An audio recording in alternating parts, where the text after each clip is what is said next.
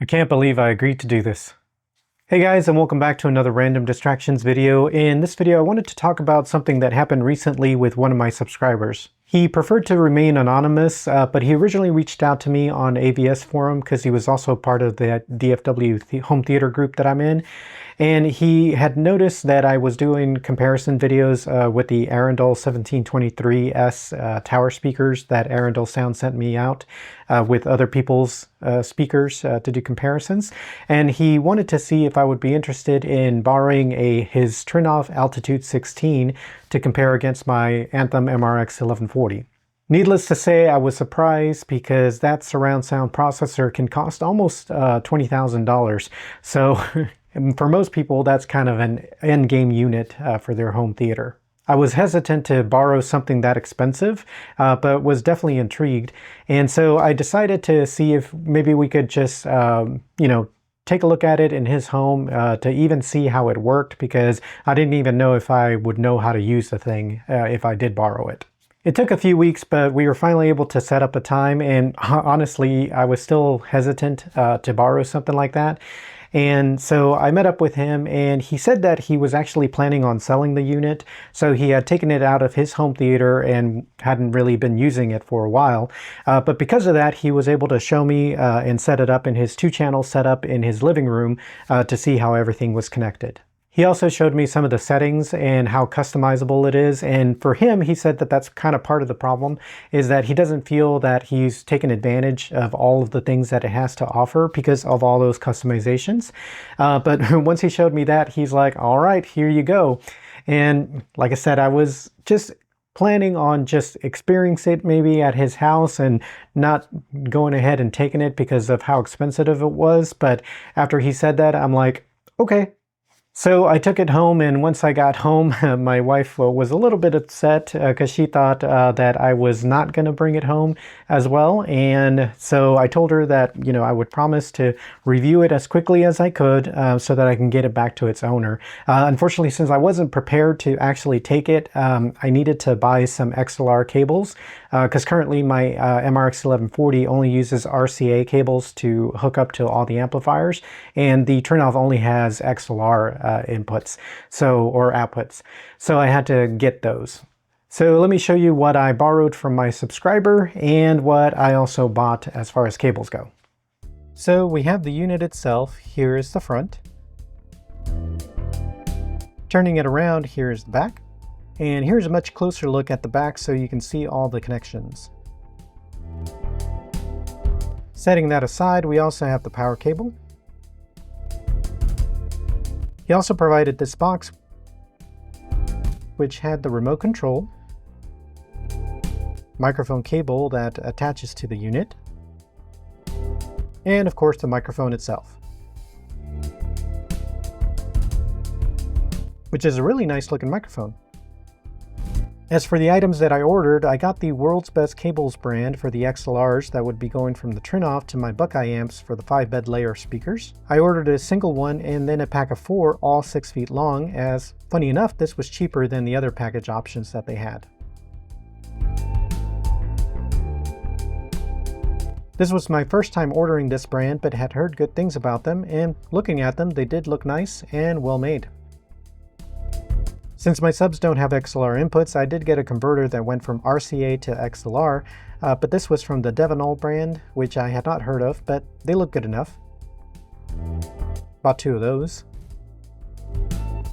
I forgot to record this because it happened after I placed the initial order of the cables, but I needed a way to connect from the Trinnov to my Emotiva Basics A5, which was powering the 4 height speakers, and so I got some Monoprice XLR to RCA cables. With all the proper cables purchased, I was ready to start hooking everything up, and unfortunately this is where I ran into my first problem. And I think it just, the Trinnov didn't like my router.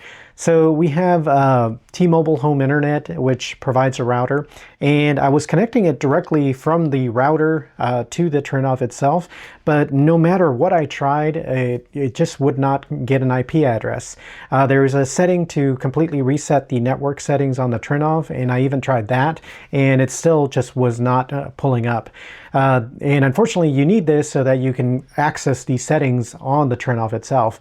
But luckily, since it's built like a computer, it does have the option to connect a keyboard, like a USB keyboard and mouse, to the back of the unit. So I just grabbed my keyboard and mouse from my computer and hooked it up that way so that I could access the settings. And once I was in the settings, I have to say it is kind of intimidating because there's a lot of buttons, a lot of tabs, and all these different things. And I actually was having a little trouble. I would make changes, and then after I would turn off and turn on the system, those changes were gone. And so it wasn't after a little while that I realized, oh, you have to save them in a separate page to your profile. But even then, I was still having to manually turn on base management. For some reason, I couldn't figure out how to get that saved. But after a couple of days of, trying to mess around with it, it was starting to make a little bit of sense. So with the ability to adjust settings and be able to actually run the calibration, that's my next thing that I wanted to try to do. Unfortunately, this is where I ran into another problem. So I got everything set up. I got the microphone in the main listening position. I ran the cable over to the unit. I pushed the button on the microphone and I started the process, and it wasn't working. It said that the microphone couldn't be found, or it wasn't activated. I tried looking up a couple of different places to see if I could figure out maybe I was doing something wrong. And I think I finally landed on that the battery on the microphone had died. And the only reason I believe that that was the case is because the little red light that's supposed to turn on the microphone was not turning on whenever I pressed the button. So it just led me to the battery being an issue. It's a 9-volt battery, which I'm like, oh, I have one of those. But when I started looking up as to how to actually change it, some people said that it's kind of an involved process and you have to be really careful. And others said that, oh, it's not that bad, just take your time and it'll be okay. I finally found an article that showed pictures of the actual process, and I'm like, ooh, okay, yeah, that looks a little bit more involved than I would like to get into. And being that it's not my processor and it's somebody else's that's hoping to sell that, I didn't want to mess around with it. I actually even reached out to my subscriber to ask him and say, hey, have you ever changed the battery on the microphone? And he actually didn't realize that the microphone had a battery either.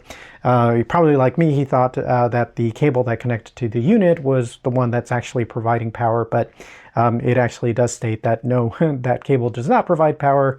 It's a battery-powered microphone.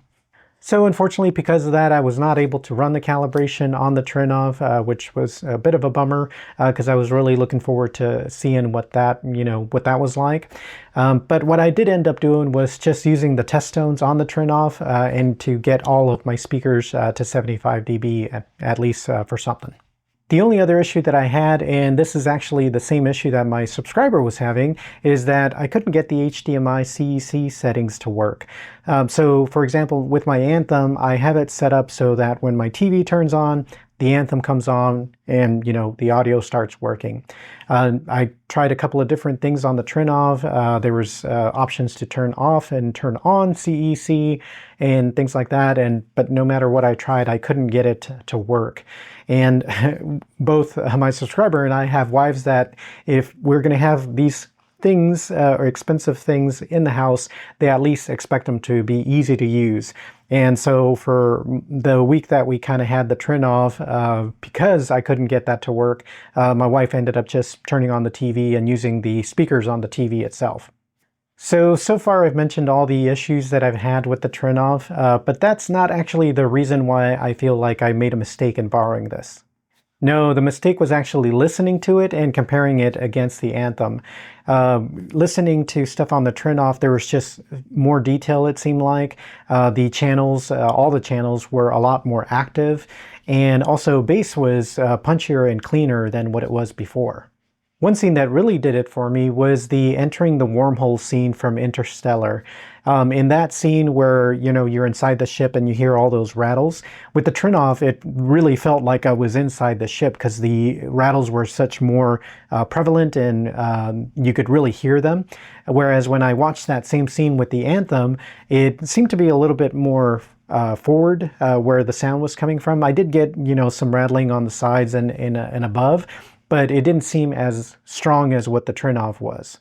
With the Anthem, it felt like I needed to turn it up just a little bit more, but it still wasn't quite the same. And then I remembered something that Dylan from Buckeye Amps had told me. He mentioned that when you go from XLR to RCA, there's about a 3 dB drop in volume. And so I wondered if maybe that was the case. And so what I ended up doing was, checking the level of my Anthem and then matching the Trinnov to that level as well. So this meant that the Anthem was around -22 and the Trinnov ended up being around -25 to reach the same level. But even after doing this, the Trinnov still sounded better. And I guess it probably should, since it costs so much more than what the Anthem does. I don't know how well it'll come across on YouTube, but I did record a quick demo for you. The first one is going to be the Anthem at -22, and I'm going to be playing the Music Machine 1 demo from Trinnov, and it's actually playing from the Kaleidoscape Strato V.